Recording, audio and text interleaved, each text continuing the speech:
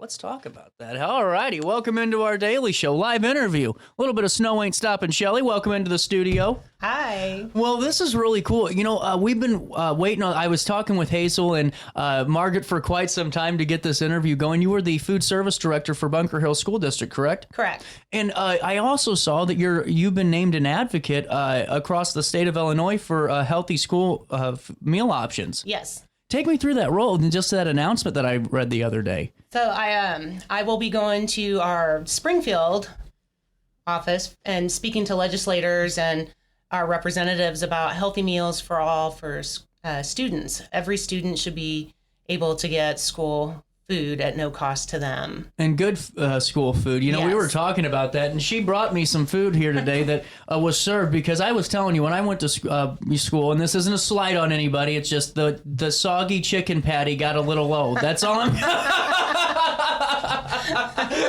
But with that being said, what'd you bring me into? This was breakfast? This is what we serve for breakfast for the kids today. Our school, I mainly spend most of my time at the elementary school. Okay. And there we had fresh baked apple cinnamon muffins for breakfast. So hold on, John. We're in business here. Hold on.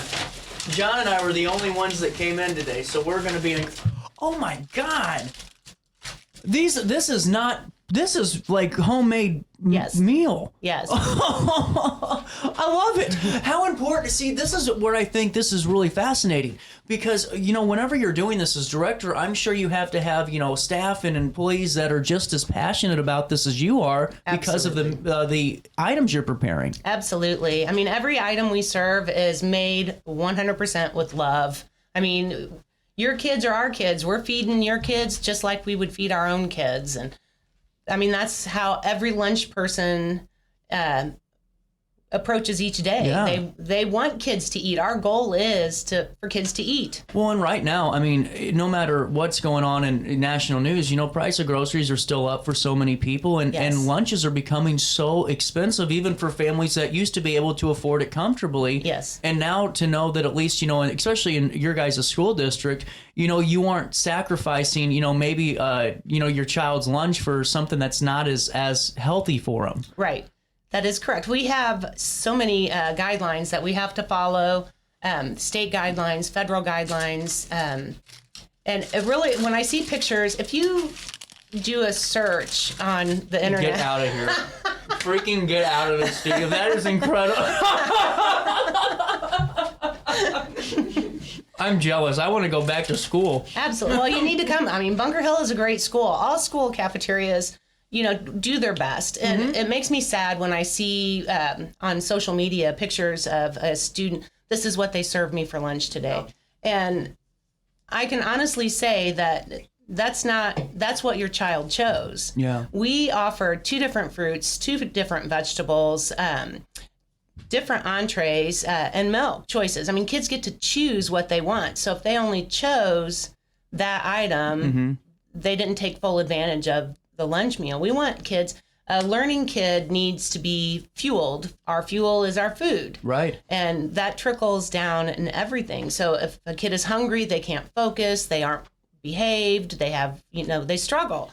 So, and I believe in the Hobbit way of eating. You know, there's first breakfast, second breakfast, there's 11 Z's and noon Z's. I mean, you eat all you want. We want you guys to eat. And we're serving you food that we would eat. That's really good. I mean, that's fantastic. I'm being serious. That's wonderful. And on top of that, I mean, even at work, I mean, even in our adult lives, sometimes you see a kid maybe that's starving all day and they get to lunch. And, you know, I would see it just when I was in school, and they would eat, you know, 4 or 5 of these chicken patties, and they're exhausted in a half hour because all they're doing is just, you know, throwing, you know, just a ton of carbs down, and a ton down, you aren't going to be able to move. Right. Yep. That's why I like the guidelines that we do have. I mean, a lot of people, they don't think. So as an adult, you look at you go to feed your children, and your mind is adult portion. Right. And we have to remember that we serve in our district, all districts, we serve pre-K through 12th grade. So we have different guidelines for pre-K students, different guidelines for K through 6th grade, and then 6th grade to 8th grade, and 9th grade to 12th grade. I mean, so you have to remember that we have to feed childlike portions. Yeah. And I get it. I was the mom of 2 boys. I mean, I know, you cannot feed a child enough food in a day. So, let them eat. I don't even care if I get excited when kids will bring their lunch from home and then want to get our lunch too. Right. I'm like, eat all you want. When it shows that it's pretty darn good food if they're ready for seconds too, Yes. Well, and I think, how, especially in your role, how have you seen food service and just food management in terms of public schools change or alter the last couple of years, if you don't mind me asking? Not at all. When I first started, I've been with the district for 17 years. Wow. Now, and when I first started, it was really, you got to think 17 years ago, they were cutting costs. So most places cut cafeteria workers and lower, you need teachers, you need principals, so everything became heat and serve. And heat and serve is highly processed and not nutrient full like fresh fruits and vegetables are. So here we fast forward. Michelle Obama started first with the healthier meals, and those guidelines were a little strict at first, but I mean, we've all kind of, change is hard. So we've gotten used to it, and we're really focused on, making scratch, or we call it speed scratch, where you might take, I don't have the ability to make homemade pizza crust. So I'll buy my pizza crust, but then I can put all this other stuff separately on top of the pizza instead of ordering processed pizza in. Right. But, there are some things that are processed that are the kids' favorites too. So you have to balance that all. And now in the state of Illinois, especially, but across the United States, there's a big push for farm to school. Right. And that is my favorite. And I wish that every school was participating in that. I agree. I know that the state of Illinois was awarded $7 million from the USDA for foods from, they call it local foods for schools. And there are some guidelines that you have to follow, but still you get to work with farmers to get fresh products to your building, to your district, so that you can serve scratch and fresh and make it easier, and you're supporting your local economies. Right. So. Well, and the economy numbers are going to be fascinating to see, because that's going to just, if it really does happen, would be so beneficial for those that local supply chain. It'd be just exponential. Absolutely. But on top of that, though, too, I'm sure whenever you truly know your point of contact for your food supplier, and not just a rep somewhere, right. But really being able to communicate, that changes, I'm sure, your whole management plan, because you're able to actively communicate with that, direct supplier on what they're seeing in terms of growth and crops and, meat producing and all that stuff that's really important. Right. Yes, for sure. Really cool. Now, what are you doing in terms of your role now? I know you said just a couple of minutes ago before we came on, you're getting ready to head out to Washington soon? Yes. This is exciting. It is. It's very exciting. This will be my fourth or fifth year. I've lost track.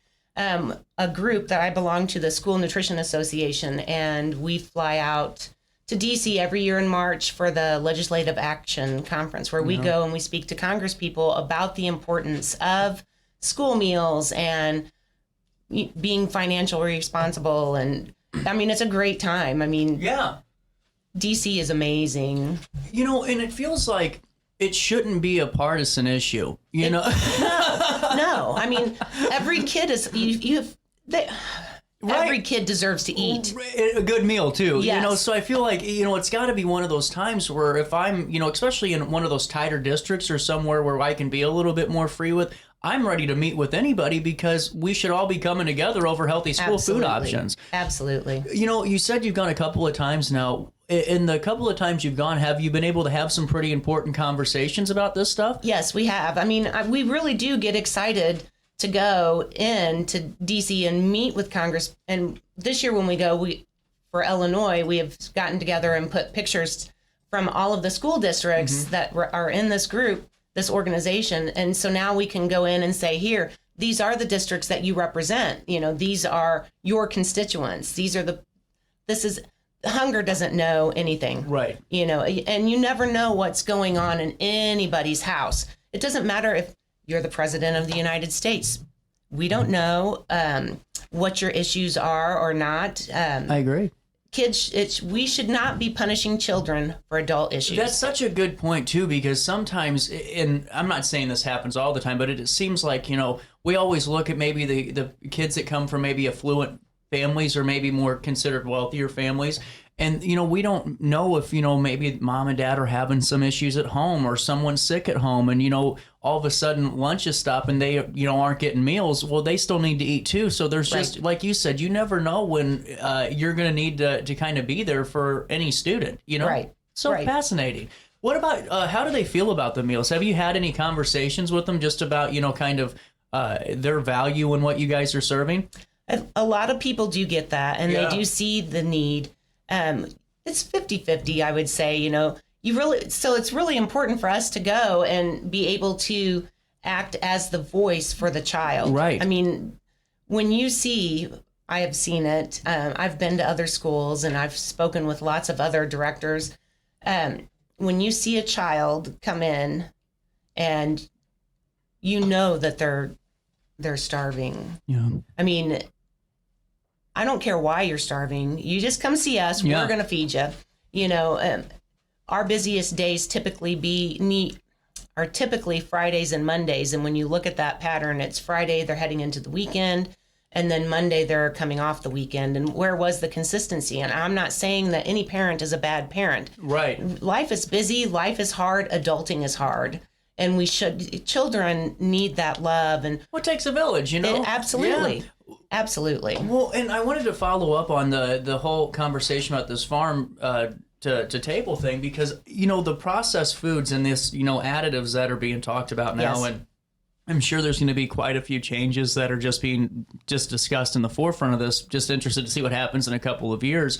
What are you, your guys' thoughts on, the snack side of the school lunch? Because when I was, in school, I could go in and have the healthiest meal sometimes, or maybe something that's considered, healthier. And then there's, the optional bags of, chips that have that had the red dye 40 at the time, the Flamin' Hot Cheetos of the world and all of that. Right. Do you guys have that option at your guys' school? We do have extra snacks for purchase for certain grade levels. Okay. And they're called smart snacks. So they have to meet the guidelines that they've set out for them. We don't have, so we serve baked chips, baked Doritos, whole grain Rice Krispies. Wow. So, I mean, those options, there are healthier options. You just have to look for them. But in our schools, that's what we serve.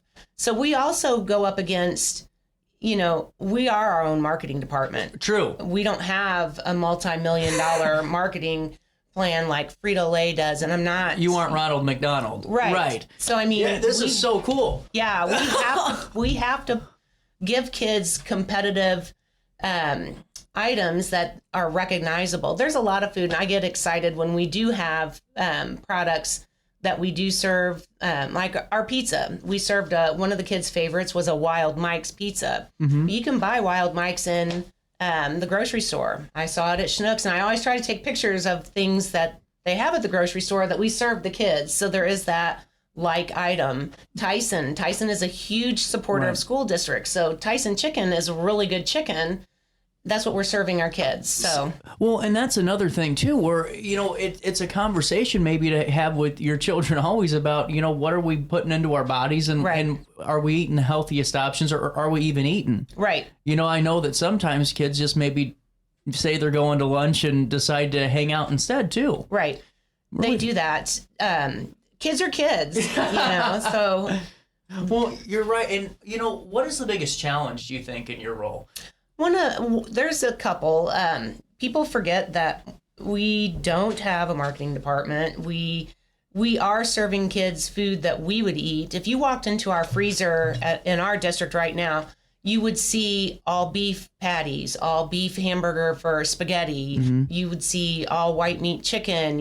Everything is our hot dogs, 100% pure beef. I don't serve the vegetable protein or soy protein items. I want our kids to have the best that they can have. Yeah. Fresh fruits and vegetable. Kids don't always recognize. We serve fresh oranges, apples, grapes, strawberries, bananas, kiwis, pears, and my favorite thing is for a kid to go, what is that? And that's a peach, or that's a grape, because they don't see it. So parents should be, your most important items in the grocery store are on the outside. So walk them through the grocery store and they'll see that's fresh broccoli. We had that at school. So, bringing that concept to your kids is important too. Well, and I'm sure that's actually a very fascinating point, because then you all get a perspective on what's being eaten at home anyway, because I'm sure a child that does have a very diverse, meal plan, and they have a very diverse, diet as a whole, they don't have any qualm or issue about, the foods that are maybe unique to some others. Correct.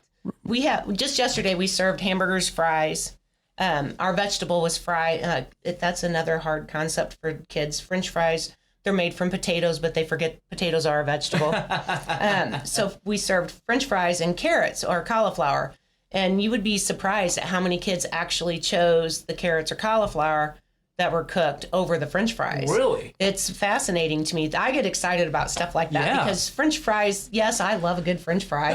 But I love it when kids are like, I can get French fries anytime. I'm going to have this instead. Well, and see, that's where I find it unique too, because it's a little bit more than just food. It's trying new things. Right. Because, exposing them. Right. Because, there's nothing more challenging for some than trying a new food item, especially as you get older. The harder you are, or the older you are, the harder it gets to really do those things, and to expose children to say, hey, it's okay to try something. Because I had a rule, I came from an Italian family, so, not eating was not an option. Right. But it was, you always at least had to try it. If you didn't like it, that's fine, but you're going to at least try it, not just not do it, Right. Very cool. I love picky eaters. Those are my favorite.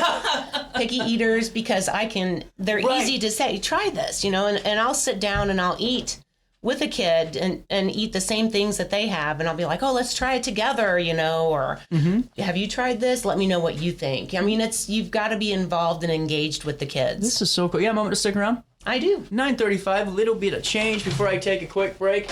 Let me fill you in on... we'll do Denise Sparks. Denise Sparks! She's the queen of junk. Denise Sparks is the best. A couple of years ago, she told me she was going to start her weekly trash pickup business and take on the big trash company because they just weren't doing the job that most people needed. And I totally understood it, and she hasn't looked back. Those trash cans popping up like bunny rabbits, just purple and yellow trash cans all throughout the 618 because she answers her phone. At Sparks Junk Removal, when you call 618-781-1407, that's who you get. For 20 plus years, Denise has been the queen of junk, and now for the next 20, she's the queen of junk and trash. Whether or not you have to get that hot tub that's been broken down in your yard since Bill Clinton was first in office, or if your neighbor's getting ready to report you to your city alderman, time to call it Denise. 781-1407 or sparksjunkremoval.net today. Have a rash, pink eye, or urinary tract infection and need care now? OSF On Call Urgent Care is here to treat you. Start a virtual visit 24/7, whenever and wherever you need it. It's just that easy. OSFOnCall.org/virtual visit.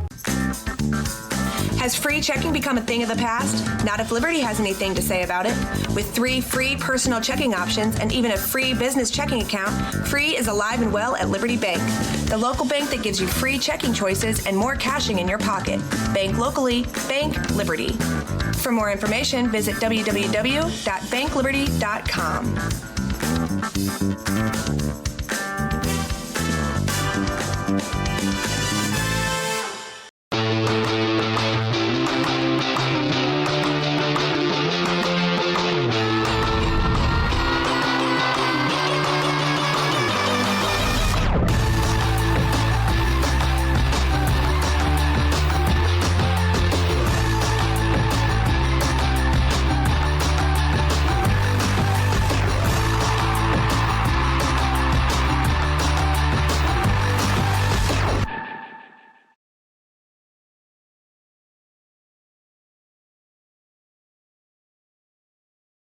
I set the thermostat so my house would be warm when I got home from work, but the kitchen is still cool. At Barrett Heating and Cooling, we stand behind every Linux system we sell. My dealer said he'd take care of everything. At Barrett Heating and Cooling, we understand everyone wants prompt, professional service. Turns out it wasn't my furnace after all, just a little something blocking the vent. Pretty smart dog if you ask me. For service you can count on, call Barrett Heating and Cooling. Lennox, innovation never felt so good. Brant Walker knows how to get results for Alton because he's done it. As Mayor, Brant froze the property tax levy and balanced the budget. His economic development policy stimulated $116 million in private capital investment. Community policing and increased resources for public safety led to a decrease in crime. And under Brant Walker's leadership, Alton secured more than $10 million in extra grant funds for infrastructure and park improvements. Move Alton forward with Brant Walker. Macias Insurance Agency, providing quality products with extremely competitive prices. As an independent provider, we source multiple companies to offer the best rates possible, covering auto, home, business, and life insurance. Our goal is to provide quality service that meets and exceeds customer expectations. You can rest easy knowing the Macias team is working round the clock to ensure that both you and the most important parts of your life are covered. Our qualified professionals make the insurance process easy so you can live carefree and focus on what matters most. Visit MaciasInsuranceAgency.com today to find out what our team can do for you. You're listening to Our Daily Show with CJ Nasello on RiverBender.com.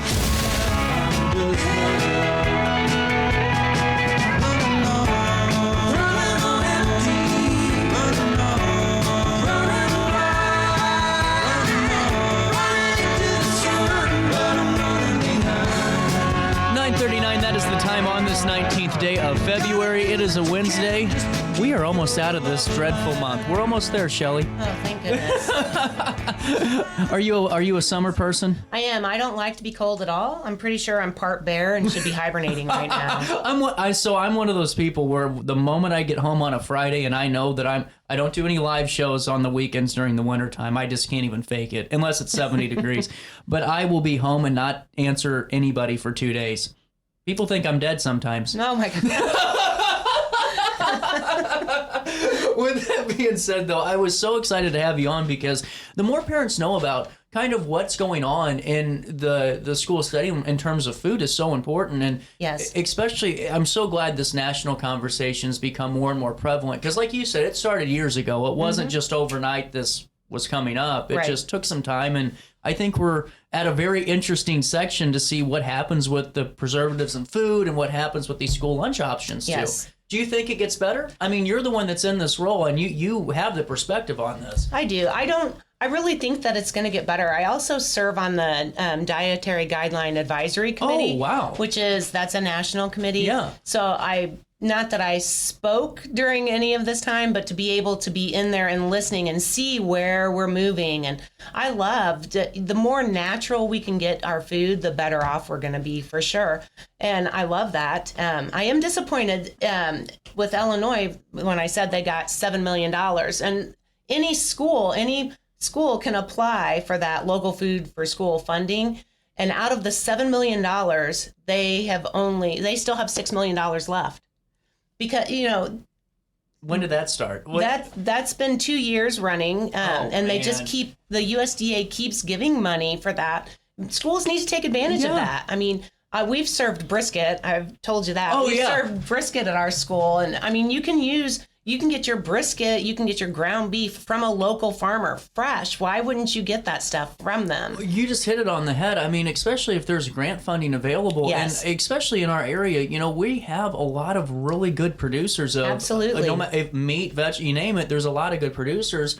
Take advantage of it. Absolutely. Are the guidelines pretty strict for that grant? They are. Okay. And really, if you reach out to your Illinois State Board of Education Child Nutrition Program and say, this is what I'm looking at, that is in charge of the local fundings, local foods for school, they will tell you, yes, you can do that, or no, you can't do that. So, I mean, it's pretty easy to do. Wow. It took me a minute to get comfortable with that to where I'm like, okay, now I feel confident and I can go to our producers, our farmers, and get those products. So, I mean, if I have to spend all $6 million that's left on my district, I'll do it.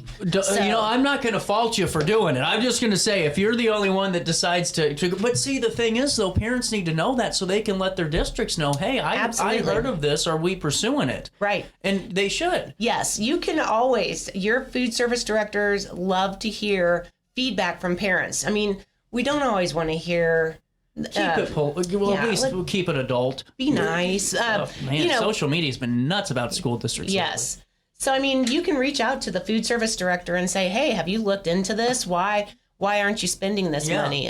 And get that food, get that funding for those kids. And I mean, you're going to see a difference. You can't, it's not we're also at Bunker Hill, we're also still self-operated, which means that we're not Aramark, we're not Morrison, so we're still our own operators. So our investment is our students. Yeah. And so if I'm going to spend my money, I can't make a profit. I'm going to spend my money on the kids and get the best that I can for the kids. They deserve it. Do you think that helps having it in-house? I really do think so. I mean, I know, because I get the cost, and all that, the efficiency, the term that everyone uses, but it just, to me, I would much rather have the control over kind of just the food operation, more of a hands-on role than maybe just a subsidized contract out, because I'm not saying they do a bad job at all. Right. Because they're wonderful people. It's just, I like to kind of have more oversight, especially when it comes to nutrition and things like that. Right. I agree with that. I'm not saying food management companies are bad at all. No. But our priority is our students and giving them It's not a bottom line. No. Yeah, see, that's fascinating, because it shouldn't be a business. I mean, it's a business that really shouldn't be a business when it comes to just public health and all of that. And two, when you have kids that are excited about lunch, it almost seems like, and I'm sure you probably have seen this or observed, it just seems like the community of the school becomes a little bit better too, because it becomes more of that kind of family atmosphere without being, sitting at a complete dinner table with just 4 people, Right. Wow. Absolutely. We have 600 students in our district, and I say I have 600 children, and I'll feed them all. And, that is, I get excited when the kids talk about, when the high school kids will come in and they say, we feel like we're at a restaurant. Because they do get so many choices, and it all looks good. It's eye appealing. Kids eat with their eyes, and we'll have kids transfer into our district, and they are just blown away by what we offer our kids. They love it.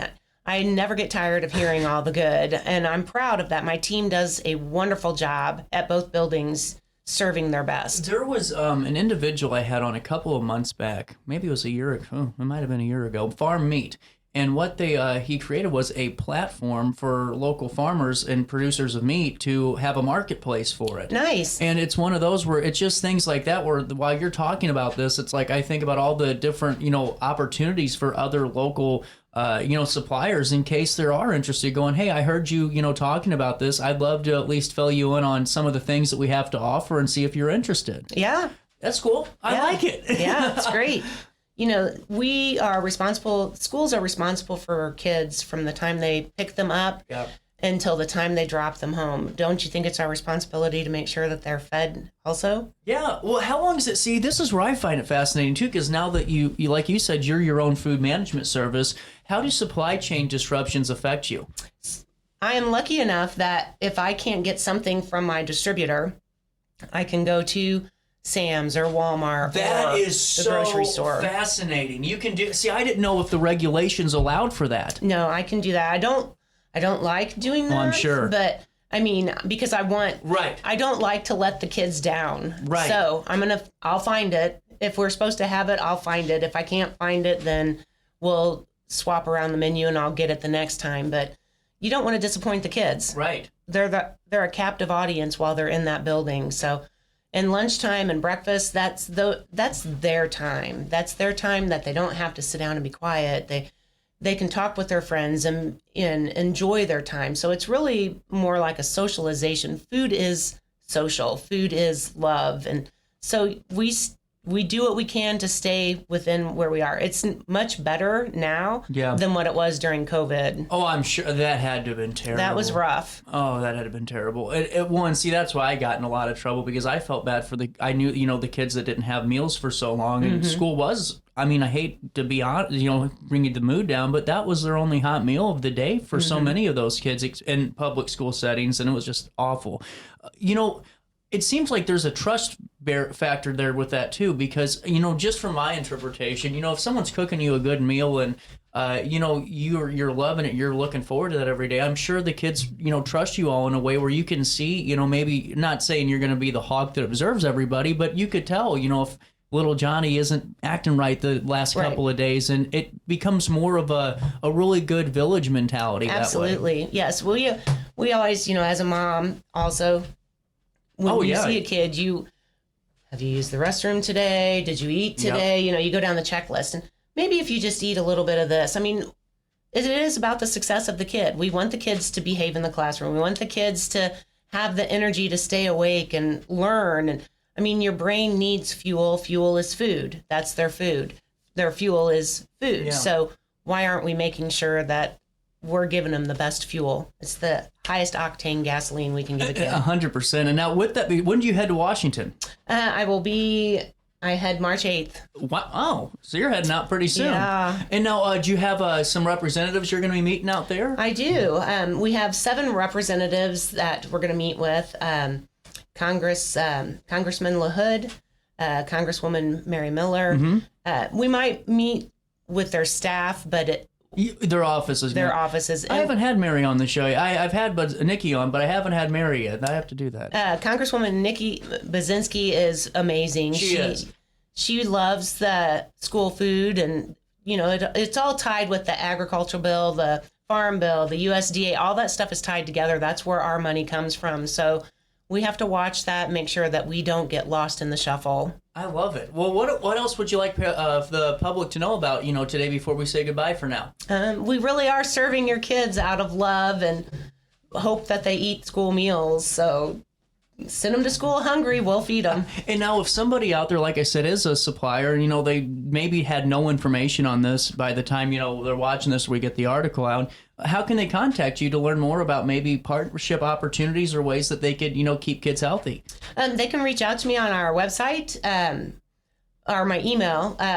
It's rwuellner@BHCUSD.org. Really cool. And we'll link that in the article, too, on RiverBender. And like I said, I really appreciate your time today. And we'll have to have you back on once you get back from Washington. Because especially now, I really mean this. It's not a political thing or my thoughts. It's just, you're definitely seeing some shifts when it comes to this kind of conversation. So it's going to be interesting to see the news that comes out in the next couple of years, and we'd love to have your insights on it. Yeah, I'd be happy to share them. Awesome. We'll take a quick break. It's 9:50 on this Wednesday morning. While I have you, let me fill you in on OSF Healthcare. That sounds good today. The other day my grandma had the flu. She had that influenza A that everyone was getting, and we took her to an urgent where she called me finally, because how, I hate to say it, but older people are a little stubborn, and I love my grandma to death. She's my best friend, but man, she was tough. And she goes, finally, I'm going to go to urgent care. So we go to urgent care, and I got there with her, and they said, well, it's going to be 4 hours.